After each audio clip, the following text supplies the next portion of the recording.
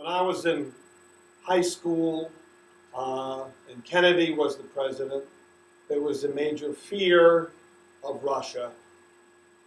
Undeniably, Russia was our enemy at that time, and we had a great fear of Khrushchev and what might happen. He seemed kind of like a scary guy, very power hungry. I remember when I was in grammar school, and I don't remember if we did it in high school or not. We used to have bomb tests where we went out into the hall and put our head against the wall and all that kind of thing, but we could definitely feel the tensions. And don't forget the space race was starting in the early 60s. Sputnik had happened, I guess, in the late 50s. And then America started trying to catch up. So there was also not only the tensions of the Cold War, but also the tensions of the space race that were starting at the time. In Vietnam, during my college years, my college years were 64 to 68, and that was when Vietnam was starting to come to a head. But because I was in college, I was not terribly worried about it, but I noticed that America was getting torn apart, certainly at the Democratic Convention in Chicago in 1968, I think. That was really catastrophic. You could see that people, especially young people, hated the war, hated the idea of going off to a war that was not really even declared a war.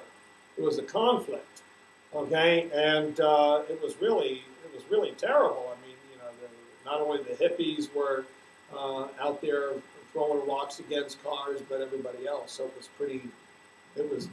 so slowly but surely the country was tearing itself apart in that respect. Negative. I was realizing more and more and more it was a complete waste of time because all of our soldiers were getting killed in the jungles because the American boys knew nothing about jungle fighting. They were not raised in the jungles. And so they were not good. It's the same thing with Pakistan today. We were not raised in the deserts. We were raised in towns and farms here. All right. And so, when you got all these guys out there fighting in the jungles and then the numbers were crawling. What was the final count in Vietnam? Like 55,000 dead? Yes. At least. 200,000 wounded, some ridiculous thing like that over a period of years. And so, I was very much against it and not really personally supportive of the idea of the Vietnam conflict at all. It scared the hell out of me because Cuba, as we all know, is only 90 miles from southern Florida. And so that's why the Russians were setting up their nukes there because, of course, they were trying to,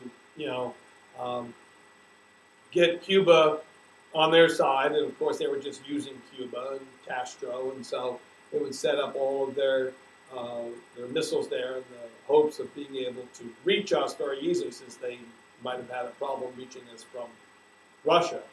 All right, and so I was scared, and so I was very much behind Kennedy's, what Kennedy had to do for the blockade to, and get the Russian missiles out of there, because if push came to shove, we would have had a major problem. I think America felt unified by that.